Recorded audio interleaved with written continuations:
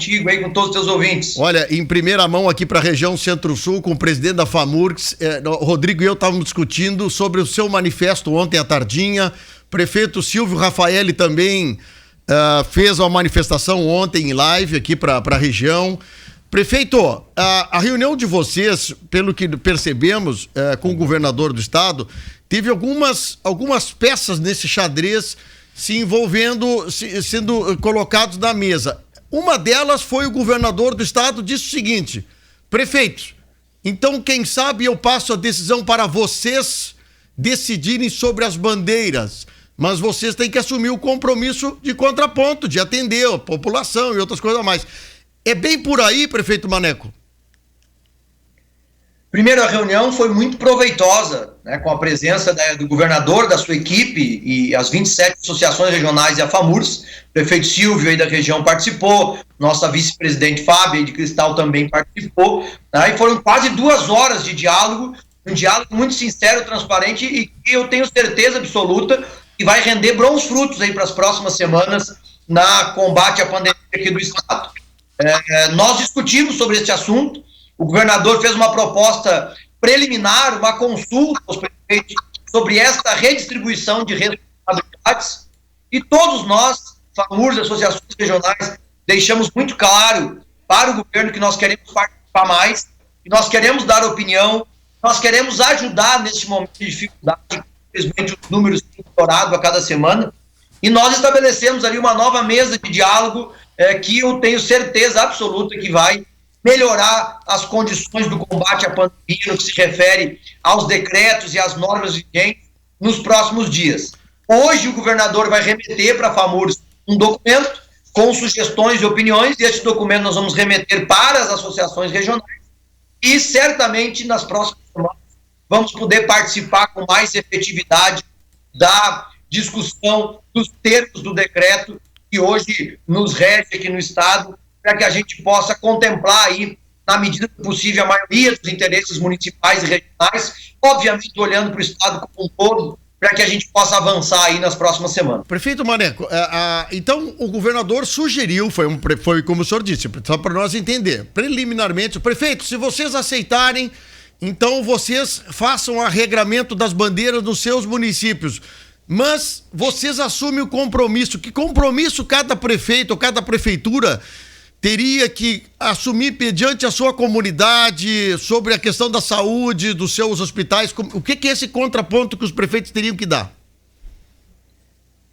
Sugestão do governador, que foi uma sugestão preliminar para abrir o debate, e isso é importante ficar claro, né? Seria de que o governo continuaria fazendo a política das bandeiras e as associações regionais, prefeitos e prefeitas, teriam a oportunidade de mudar esses protocolos e fazer adaptações conforme a sua realidade local. Tá? O que nós deixamos claro é que esta disposição pode ser acatada, mas primeiro nós precisamos dialogar mais com o governo e esta responsabilidade tem que ser dividida, e não apenas remetida para os prefeitos e prefeitas, para as associações regionais. Então, o caminho agora nas próximas semanas é que a gente consiga fazer um alinhamento estratégico, que a gente consiga fazer um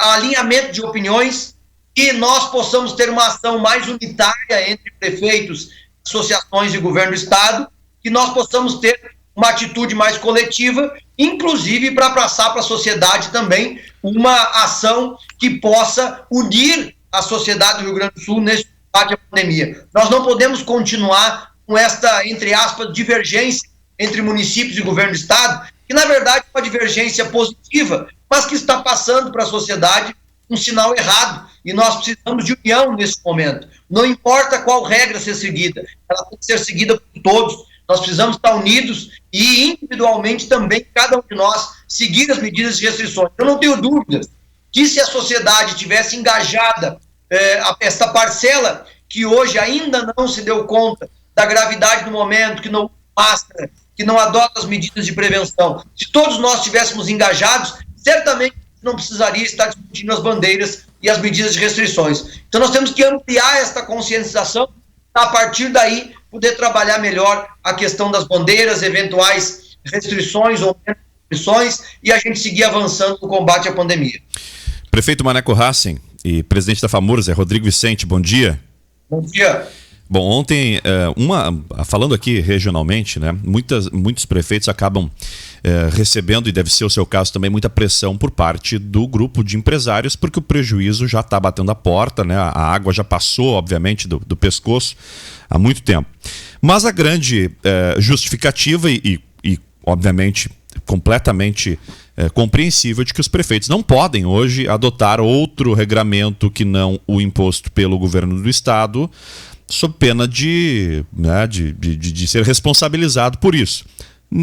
Partindo deste princípio, caso a proposta do governo do estado apresentada ontem, claro que ainda preliminarmente fosse adotada daqui para frente, de que o governo define as bandeiras, mas se vai aderir às restrições da bandeira, quem define são os prefeitos, isso não daria mais segurança também, até mesmo jurídica, para os prefeitos? Ou seria um pega-ratão, que nem diz o outro no português, prefeito? Veja bem, nós estamos no momento de pico da pandemia, com inúmeras dificuldades e, infelizmente, os leitos de UTI sendo ocupados quase na sua totalidade por todo o Rio Grande do Sul. O nosso sistema de saúde no estado ele é um sistema regional e estadual. A regulação dos leitos é feita pelo estado. Então, isso tem que ser considerado quando a gente analisa também as questões individuais de cada município. O papel da FAMURS, neste momento, é olhar para o estado como um todo, junto com as associações regionais, encontrar o bom termo entre a análise estadual e as questões individuais e regionais de cada setor do estado. E é isso que nós vamos fazer nas próximas semanas, foi isso que as associações regionais ponderaram para o governador. Inclusive, a fala do Silvio e da fala da região foi justamente nesse sentido, de mostrar para o governo que é possível nós termos regras que possam contemplar os pequenos municípios, as questões locais e não desvirtuar também o modelo estadual que nós temos hoje vigente.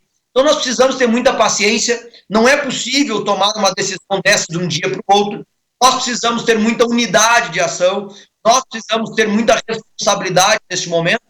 Esta mesa de diálogo que foi aberta de maneira muito transparente e coletiva com o governo do estado e as associações regionais, ela tende, se assim a gente seguir com esse debate, ela tende que a gente consiga, nas próximas semanas, fazer essas adequações, considerando as peculiaridades de cada região. Sim. Nós sabemos que as regiões têm diferenças, né? Nós não podemos comparar a região metropolitana, que tem um município grudado no outro, com a região da fronteira, por exemplo, os municípios têm mais de 5 quilômetros de distância um do outro. Sim. Então, isso é o que nós queremos colaborar com o Estado para fazer essas adequações. E nós temos certeza que isso vai ser possível. Para finalizar também, nós também, a FAMURS, tem o papel de proteger os prefeitos e prefeitas de todo o Estado. E nós também queremos que as federações de comércio e indústria do Estado sejam parceiras neste momento e não fiquem só atacando, né, o governo do Estado e as prefeituras. Nós precisamos de unidade, não de confronto neste momento. O prefeito, deixa eu fazer uma colocação. O problema das federações, e eu falo aqui porque a gente é muito próximo à questão do comércio, e temos comércio também envolvido nesse assunto, é muito seletivo, está muito seletivo o comércio fechado. Quer dizer que grande parte do comércio, por ter uma atividade econômica considerada não essencial para a política do governo do estado, ele acaba sendo muitíssimo seletivo, o fechamento.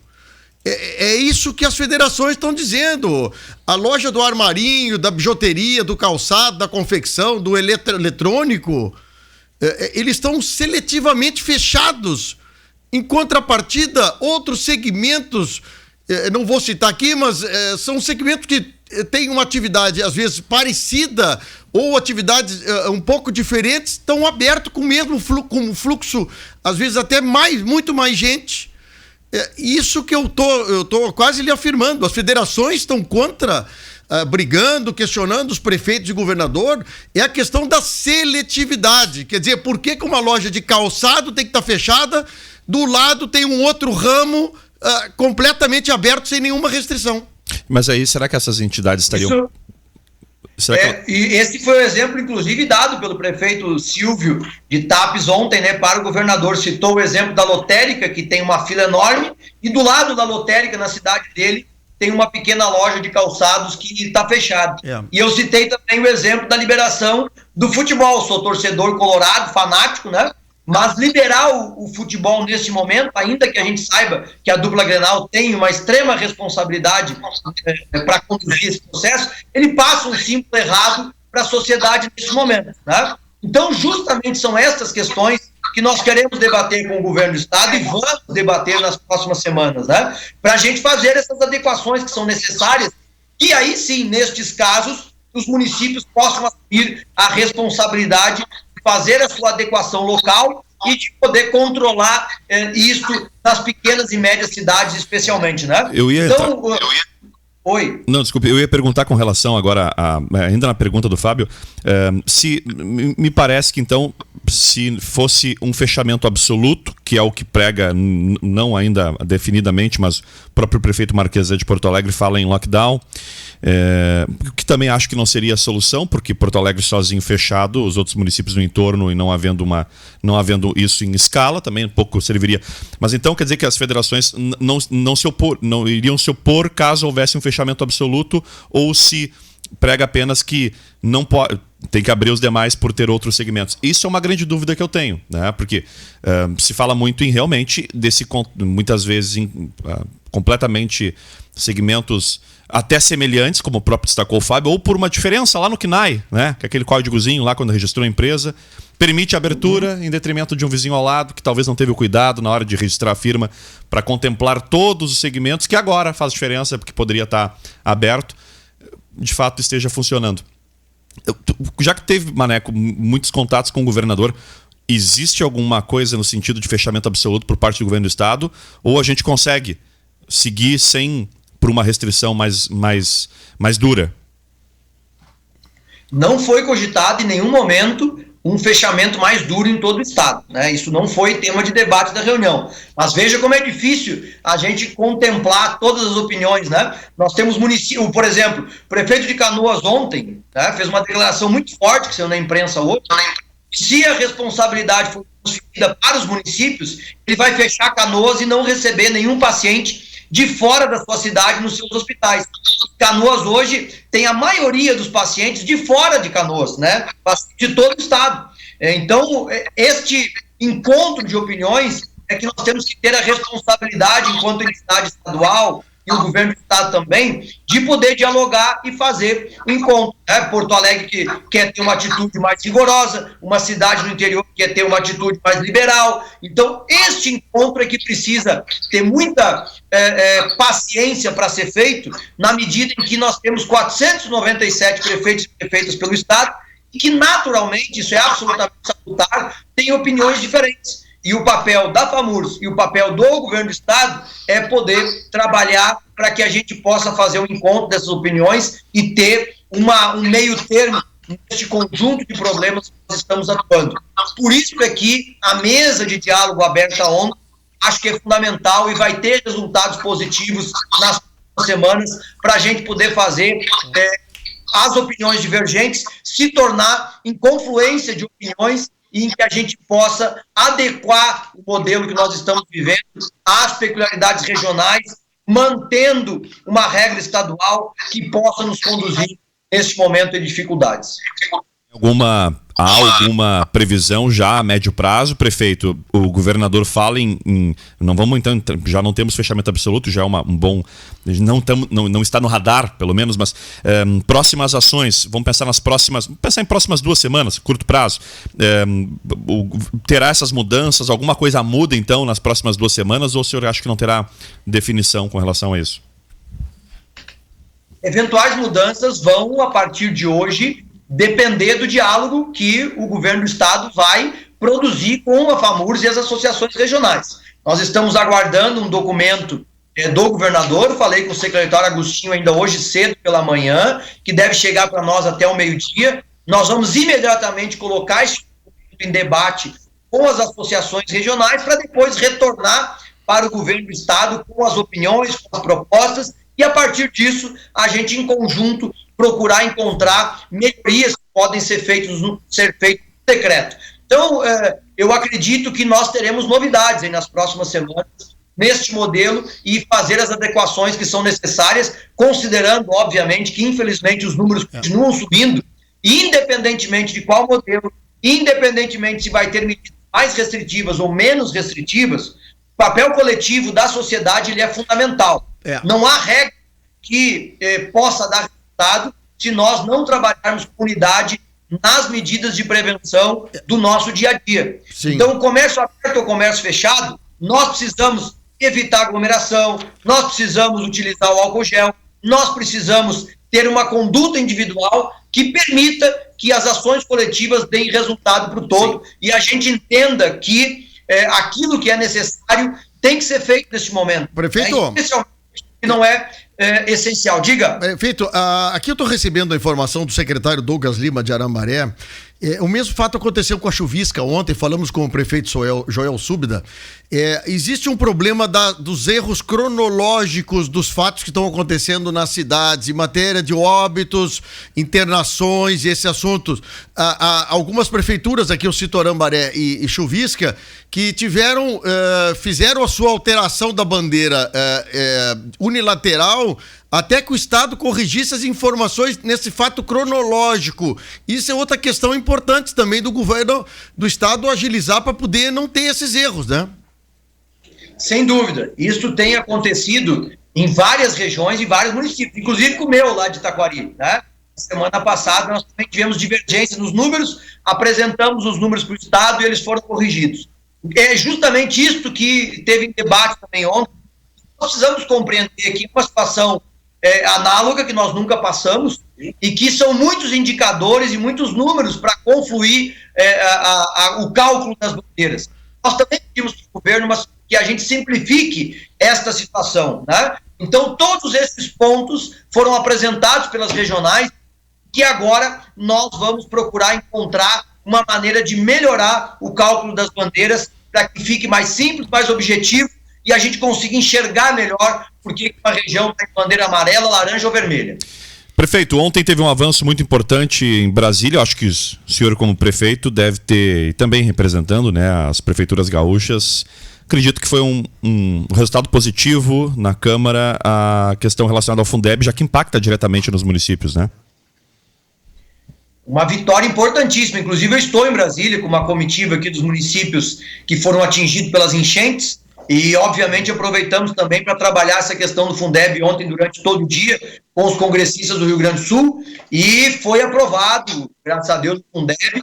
É um recurso fundamental para a educação pública do Rio Grande do Sul e que agora vai para o Senado para que a gente possa manter o financiamento da educação pública no Rio Grande do Sul e em todo o Brasil a partir do ano que vem. Isso é um alento para as prefeituras, toda a comunidade educacional do Estado. E hoje, às 16 horas, nós temos uma agenda com o presidente do FNDE para debater este e outros temas de interesse dos prefeitos e prefeitos do Rio Grande do Sul. E por que, prefeito, que teve tanta restrição ontem? Por que teve tanta obstrução? O que enfim, para a gente que muitas vezes aqui na ponta tem dificuldade de entender os motivos que levaram ainda a grande batalha ser nos bastidores, não no plenário, que foi praticamente ali 499 votos favoráveis, mas o que estava em jogo nos bastidores que porventura a gente não consiga muitas vezes entender? Não, isso é muito simples. O governo federal era contra a aprovação do Fundeb e mobilizou a sua base para tentar derrubar o Fundeb e a ala econômica do governo, e o Fundeb só para 2022. Né? Então, enfim, o governo federal era contra. Por isso a dificuldade de aprovação. Né? E o Congresso, as bancadas da maioria dos partidos acabaram, então, vencendo o governo e o governo, vendo a derrota, acabou votando a favor também. Somente 7 ou 8 deputados que registraram o seu voto contra. Mas a polêmica foi porque o governo era contra e estava tentando impedir a renovação do Fundeb. Mas por qual motivo o governo era opositor a renovação, a aprovação do Fundeb?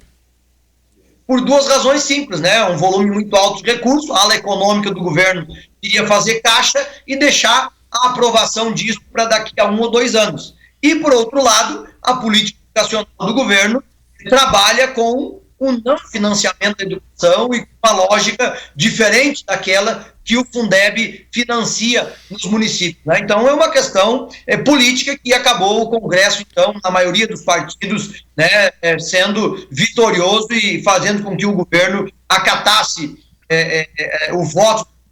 Isto agora vai a voto ao Senado e depois a sanção presidencial ainda. Nós esperamos que isso aconteça o mais rápido possível. E aqui na ponta, prefeito, no município, aqui em Camaquã, lá em Taquari, por que é tão importante o Fundeb para os municípios?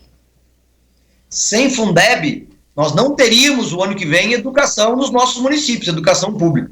Não haveria recurso sequer para manter o pagamento do salário dos professores em mais de 400 municípios do Rio Grande do Sul que não dispõem de orçamento próprio para poder dar conta dos custos educacionais da sua cidade. E isso se reflete no Brasil como um todo. A educação pública brasileira, ela é mantida pelo Fundeb.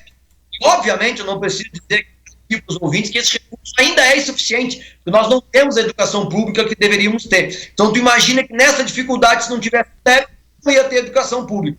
Então, foi uma vitória importante que mantém o Fundeb com um pequeno acréscimo também de recursos, participação do governo federal neste fundo, e que vai proporcionar que os municípios, a partir do ano que vem, os estados consigam manter e melhorar, se Deus quiser, a educação pública nos nossos municípios. Que bom. Prefeito Maneco Hassen, presidente da FAMURS, queremos te agradecer muito o contato aí, parabéns aí pela essa articulação. E a agenda hoje é forte aí em Brasília, presidente? Sim, né? Nós temos audiência agora às 10 da manhã e vai até o final da tarde, com inúmeras questões aí afeitas ao Rio Grande do Sul, como esta com o presidente do FNDE que eu acabei de relatar, e à noite estamos voltando para o estado aí para seguir na batalha junto à FAMURS e os municípios do Rio Grande do Sul. Muito bom. Obrigado, prefeito. Obrigado ao Voltaire aí, a todos, e um bom trabalho para vocês. Um grande abraço, nós estamos sempre à disposição. Valeu, até mais. 8h59. Bom, tá aí o prefeito Maneco Hassen, presidente da FAMURS. O Rodrigo, é bem por aí. Pautas importantes nessas últimas 24 horas, né, Fábio? É importante a representatividade, mais uma vez mostrou a força de articulação dos municípios. Tenho certeza que lá na ponta, quando os deputados ontem articularam então a manutenção do Fundeb, eu falo manutenção porque ele já existe, né, Fábio? Era que de fato mantivessem com esse pequeno acréscimo, porque impacta aqui. E eu fiz essa pergunta até para as pessoas poderem compreender, porque essa sigla Fundeb, ela pouco diz, né, pra gente, mas aqui na ponta Fábio, é essa sigla que mantém recursos para que as EMEIs aqui do município funcionem. Para que a escola municipal, lá, vou dar um exemplo ali, o próprio José Antônio Neto, vou usar como exemplo, poderia usar qualquer outra escola, funcione na prática, né? Para que mantenha basicamente tudo, inclusive salários dos professores. E como disse o próprio Maneco, não haveria ano que vem, até porque não teria como articular de outra maneira para que houvesse um ano letivo caso não houvesse recurso, não houvesse dinheiro. E nesse ano seria, obviamente, ainda mais difícil. O governo, como o próprio Maneco disse, na verdade é o governo muito pouco provável que ele não teria uma aprovação de um Fundeb. O que o governo queria era que não houvesse o reajuste. Há um reajuste escalonado, Fábio, que até 2022, se não me engano, que esse percentual... Sim. Desculpe, até 2026. Que esse percentual suba de 12,5 que está agora, né? 10 a 23. A 23. Ele vai subir substancialmente, obviamente. Na verdade, cada vez mais vai ficar dependente a educação municipal do recurso federal. O que eu fico... Agora, daqui a pouquinho, nós vamos falar com o prefeito Silvio Rafaeli, que é presidente da Associação dos Prefeitos aqui, o Rodrigo. O governo Jair Bolsonaro, desde a sua campanha, falou da área de distribuição, descentralizar o dinheiro do governo federal para os municípios. Isso é uma questão de campanha de governo. Então o Fundeb seria de encontro nisso. É isso que eu quero dizer. Menos Brasília, né? Só que o entendimento por parte, eu acho que da oposição e do governo, essa divergência que o Maneco falou agora, é a questão de tu botar muita grana num determinado setor, quer dizer, o dinheiro vai sair de algum setor do governo federal, mas obviamente o governo federal aportando mais recursos direto aos municípios, mais independente fica os municípios a tomarem suas decisões. Mas é isso que o presidente pregou na campanha, né? Que era menos Brasília, mais Brasil. É assim, mas olha só. Pula de 10 para 23 o percentual. Mas é 2026, Fábio. Isso não é uma decisão tomada agora, né? Exclusivamente. Eu ia só voltar no Fundeb. Por quê? Volto a dizer, quando a gente fala que o dinheiro vai para Brasília e não volta, não dá para não defender que o Fundeb seja gordo. Pelo menos a área de educação tem que receber um percentual, né, considerado melhor. Óbvio que ingessa o recurso público federal lá em 2026. Estaremos sob a gestão de outro presidente, indiferente se o presidente Jair Bolsonaro venha a eventual uma reeleição ou não. A partir de 2026, então, ainda que 2022 tem um novo pleito, né? Vai perdurar até 2026. Vai estar, mesmo que venha uma eventual reeleição, ele vai estar ali já saindo do cargo. Obviamente que há um escalonamento, vai aumentar ano que vem, vai aumentar em 2022 e aumenta assim sucessivamente. Mas eu acho que não dá para nós defender que o dinheiro fique concentrado em Brasília, já que todos nós sabemos e todos os dias aqui a gente diz que o dinheiro vai e não volta, que os municípios só arrecadam, recolhem e mandam embora. Então, todo o dinheiro que deve retornar. E dinheiro em educação não é gasto, né? Educação e saúde e investimento. O que eu posso ainda, acho que eu devo discordar aí do prefeito Maneco, é a forma como ele disse que o governo estaria querendo acabar com o Fundeb. Eu acho que não é bem isso. Pelo menos a deputada relatora ontem, na manifestação que fez no Congresso, ela disse que não havia um entendimento sobre o tamanho do percentual. Mas o governo queria prorrogação e nessa emenda de prorrogação, então... Era sem reajuste. Era sem reajuste. Então, eu acho sim que tem que cuidar muito, Rodrigo. Mas tu viu, Fábio, que ali há um contrassenso entre o Guedes e o Bolsonaro. Porque o Bolsonaro prega menos Brasília. O Guedes entende apenas a parte econômica, né? Quem cuida do cofre é um problema. Quer ver o outro assunto ontem aqui? Só para nós entender a questão da imprensa. Ontem eu ouvi a entrevista do Guedes juntamente com o presidente da Câmara e o presidente do Senado. O Guedes falando sobre a importância da primeira parte da reforma tributária que o Brasil está falando. Recebi ontem, era 6h30 da tarde, um resumo agora de manhã recebi já na íntegra o projeto do governo federal que mandou ao Congresso Nacional e teve um deputado, só para você ver, Rodrigo, um deputado que apenas extraiu o seguinte: isenção. O governo federal quer dar isenção para bancos e isenção para templos religiosos. Ele só extraiu o que interessa a ele mas falar. Eu não concordo com essas isenções. Não. Está equivocado. Sim, mas estou dizendo o seguinte, o projeto, pelo que eu li ontem, e eu não sou economista, diminui 90% da quantidade absurda que nós temos de leis, de regramentos que tem entre produtos... dentro dos produtos construídos e industrializados. Quer dizer, o governo está querendo simplificar e o deputado simplesmente pega o seguinte, e eu também não concordo, não concordo, mas ele pegou o seguinte: isenção para templo religioso, isenção para banco. Mas na verdade reduz, a área Fábio? boa. Eu sei, mas que tem a área boa do projeto. Assim, ela reduz o imposto dos bancos, ela não isenta, mas ela isenta sim dos templos religiosos. Sim, mas eu digo o seguinte, o governo está querendo fazer um negócio... Mas Fábio, é que nem aquela questão da nossa aposentadoria que foi mudada e não foi mudada dos militares. Quer dizer, vamos fazer uma grande reforma, mas deixa os bancos, reduz para os bancos e isenta os templos religiosos. Não pode. O governo federal, o governo estadual... Não podemos, como tu disse, né, separar em castas, né, Fábio? Mas é em castas, infelizmente. Mas não pode. É em casta. Sim, mas é em casta. Não, mas eu acho que quem votou no presidente votou para ele acabar com os privilégios, para ter menos Brasília e mudar. Não dá para reduzir imposto de banco. Tu acha que consegue, né? Rodrigo? Não dá para reduzir imposto de banco. Tu acha que consegue num congresso que é um congresso completamente seccionado por...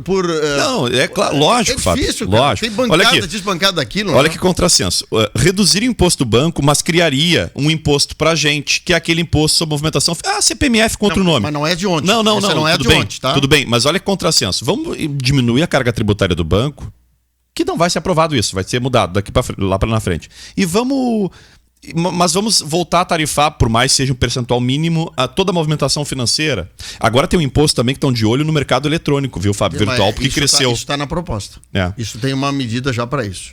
Bom, Rodrigo... O Valério tá dentro do buraco, Fábio. O Valério vem que tá dentro do buraco. O Valério, o que tu faz dentro desse buraco? Os ouvintes estão vendo a tua imagem. Nós estamos querendo entender o que tu faz aí desse buraco. Chegou no fundo do poço, Valério? Rapaz, olha, quase. Bom dia a você, Fábio, Yuri e Rodrigo. Bom dia especial aí pro nosso grande amigo Galdério Nelson Pires, que hoje completa mais uma primavera, viu? Rapaz do céu, hein? 58 anos deve ser, hein? Um pouco mais, viu? Um pouquinho mais. Que o Nelson vai fazer um churrasco pra todo mundo, né? Vai fazer uma live da churrasqueira dele. Um abração aí pro homem que comanda aí o galpão da acústica. Mas, sabe, o Valério, tem que falando do Nelson Pires aqui, que é o cara que comanda o nosso galpão da acústica, o importante é falar o seguinte, né? A turma dele lá, a dona Loreci, o Vitor e a Nora lá, a Luísa, estão mandando um beijo e um abraço apertado pro Nelson Pires, viu? É verdade. E nós também, né, mandamos aí pro nosso grande amigo Nelson Pires esse dia hoje de aniversário dele, repleto de muitas bênçãos, esse baita Galdério. Bom, vamos por partes. Enquanto vocês batiam um papo aí com o Maneco, eu estava lá na Luísa Maranich, tá? Tem fio caído lá de telefone, próxima à delegacia de polícia, tem trânsito sendo desviado pela contramão de carros pequenos, veículos pesados não passam, então lá na delegacia vocês têm material para no próximo bloco colocar aí para nossa audiência.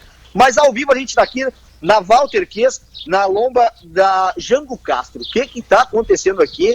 Vocês vão perceber o tamanho da cratera que foi aberta. Até porque ontem às 8 horas da noite, presta atenção, Fábio Renner, já se passa 13 horas que o pessoal da Corsã está aqui.